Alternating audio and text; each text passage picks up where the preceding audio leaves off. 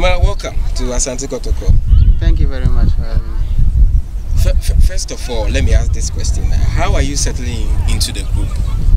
I'm settling in very well. You know, with the help of the old players, the captain and a couple of them, I'm settling in very well. What sort of responsibility would you say lies on your shoulders, especially coming from your club with a high profile? I wouldn't say it will be a personal responsibility. It's a shared responsibility amongst the players.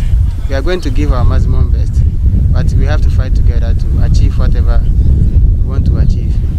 Okay. What would you want to be remembered for as an Asante Kotoko player? The player that gave out, or that played his heart out. I gave everything on the field. That's what I want to be remembered for. Okay. So what is your assurance to the fans of Asante Kotoko as you begin your journey? They should expect the best and the very best. That is the assurance we can give them. They should rally behind us. They should give us their maximum support and we also deliver whatever they want. It's been 6 years without the league. Are you going to deliver it together with your mate?